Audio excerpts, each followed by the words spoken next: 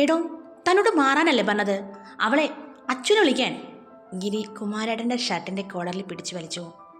മെലിഞ്ഞ് ആരോഗ്യം കുറവായ പ്രകൃതമുള്ളയാളായതുകൊണ്ട് കുമാരേട്ടൻ ആരോഗ്യദൃഢഗാത്രനായ ഗിരി പിടിച്ചു വലിച്ചപ്പോൾ ഗിരിയുടെ കൈക്ക് കീഴിൽ കിടന്ന് വട്ടം ചുറ്റിയെന്ന് പറയാം.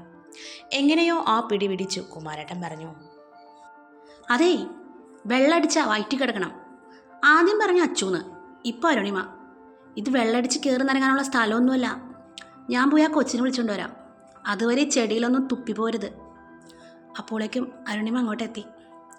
ആ മോളെ, ഇത് മോളുടെ ആരെങ്കിലും ആണോ? ദേ ഇയാൾ ഇവിടെ കിടന്ന് വാള് വെച്ച്. ഇങ്ങോട്ടേക്ക് എനിക്ക് കയറ്റാൻ കൊള്ളില്ല. വായ തുറന്നാൽ പിന്നെ പച്ചത്തെറിയ. അച്ചു മോളാണോ? അതെ, വീട്ടിൽ അച്ചു എന്നാ വിളിക്കുക.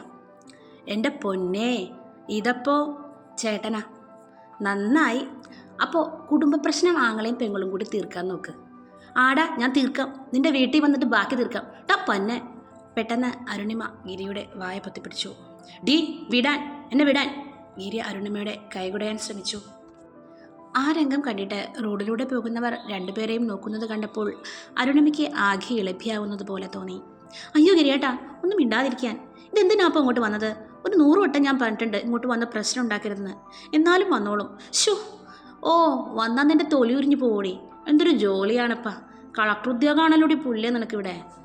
ദേ, മനുഷ്യനെ കഷ്ടപ്പെടുത്താണ്ട് വന്ന കാര്യം പറഞ്ഞിട്ട് പോവും. എനിക്കൊരു 500 രൂപ വേണോടി. അല്ല, നീ ഇന്ന് പോരണില്ല എന്നാണല്ലോ പറഞ്ഞത്. എന്നിട്ട് അമ്മയോട് ചോദിച്ചപ്പോൾ നീ എഴുന്നള്ളിട്ടുണ്ട് പറഞ്ഞു കേട്ട് വന്നതാ. ഓഹോ, അപ്പോൾ കാശിന് വേണ്ടിയുള്ള വരവാങ്കി ഗിരിയേട്ടൻ ചെല്ല്. അതെന്താടി, നിൻ്റെ കാശില്ലേ? ഇല്ല. നിൻ്റെ ബാഗ് എവിടെ നോക്കട്ടെ. ഗിരി അരുണിമയെ തട്ടിമാറ്റി അകത്തേക്ക് കിടക്കാൻ നോക്കി. പണ്ടാരം പിടിക്കാനായിട്ട്. അരുണിമ പ്രാഗിക്കൊണ്ട് ബാഗും ചോറും ഡ്രസ്സും വയ്ക്കാറുള്ള മുറിയിൽ ചെന്ന് ബാഗിൻ്റെ സിപ്പ് തുറന്ന് കാശെടുത്ത് തിരികെ ഗിരിയുടെ അടുത്തേക്ക് വന്നു. ഇന്നാ കാശ്. ഇത് 200 ഉള്ളൂ. എൻ്റെ ഇതുള്ളൂ. ഇനി ബസ്സിൽ പോകാനുള്ള കാശ് കഷ്ട കാണും.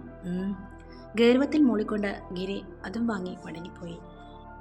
എന്തിനാ അരുണിമേ അവന് നീ ഇങ്ങനെ വളം വെച്ച് കൊടുക്കുന്നത്? ചന്ദ്രമതി ചേച്ചി ചോദിച്ചുകൊണ്ട് വന്നു. ഓരോ കഷ്ടകാലങ്ങളാ ചേച്ചി. ഇങ്ങനത്തെ ഓരോ കുരുപ്പ് വീട്ടിലുണ്ടെങ്കിൽ സർവ്വ സ്വസ്ഥത നശിച്ചു മോളെ. ചേച്ചി ഇന്ന് ഞാൻ ചേച്ചിയുടെ കൂടെ വാസുവിൻ്റെ ഓട്ടോറിക്ഷ വന്നോട്ടെ. കസ്തൂരി നഗറിൽ വിട്ടാൽ മതി. പിന്നെ ഞാൻ നടന്നു പോയിക്കോളാം. ബസ് കാശ് പോരാണ്ട് വരും ചേച്ചി. ചന്ദ്രമതിയുടെ ഭർത്താവ് വാസു ഓട്ടോ ഡ്രൈവറാണ്. വൃന്ദാവനത്തിൻ്റെ അപ്പുറത്തുള്ള ഓട്ടോ സ്റ്റാൻഡിലാണ് ഓട്ടോ ഇടുന്നത്. ചേച്ചി പോകാൻ സമയം പുള്ളിക്കാരൻ വന്നു പിക്കപ്പ് ചെയ്ത് വീട്ടിലേക്ക് കൊണ്ടുവിടും. കസ്തൂരി നഗറിൽ നിന്നും റൈറ്റ് പോകണം ചേച്ചിയുടെ വീട്ടിലേക്ക്. അത് കഴിഞ്ഞ് 3-4 സ്റ്റോപ്പ് കഴിഞ്ഞാലാണ് കപ്പേള വളവ്. അതിനെന്താ അരുണിമേ, നിന്നെ ഓട്ടോയിൽ വീട്ടിൽ കൊണ്ടാക്കാമല്ലോ. ഓ വേണ്ട ചേച്ചി, എന്നെ കസ്തൂരി നഗർ വിട്ടാൽ മതി. എന്നാൽ എനിക്ക് മാതാവിനെ കണ്ട 2 ഡയലോഗ് പറയാൻ പറ്റുള്ളൂ.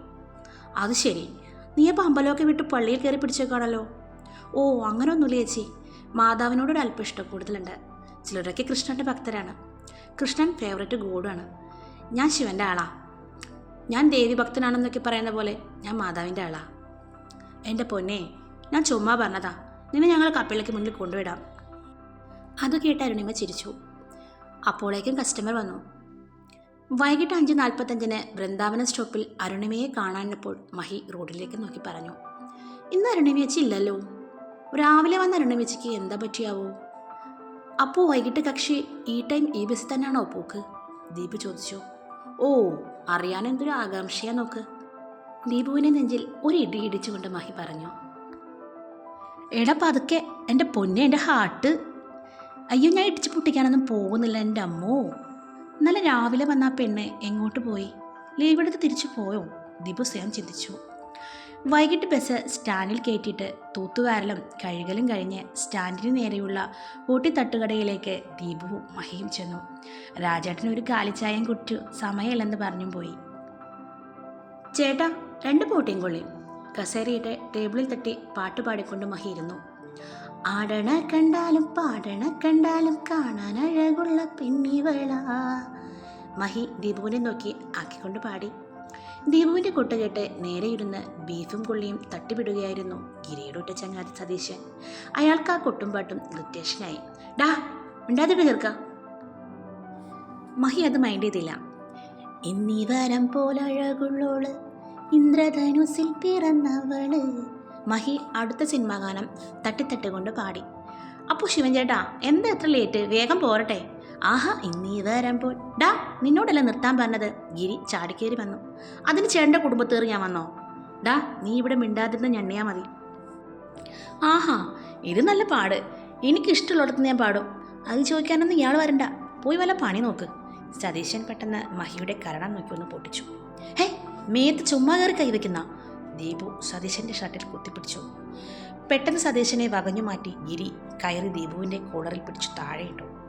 റോഡിലെ ചെളിയിലേക്ക് വീണ ദീപു വീണ വീഴ്ചയുടെ ദേഷ്യത്തിൽ എഴുന്നേറ്റ് വന്നു. ഗിരിയുടെ കവിളത്ത് ആഞ്ഞൊന്ന് പൊട്ടിച്ചു. ആ അടിയിൽ ഗിരിയുടെ ചെവിക്കലിളകി.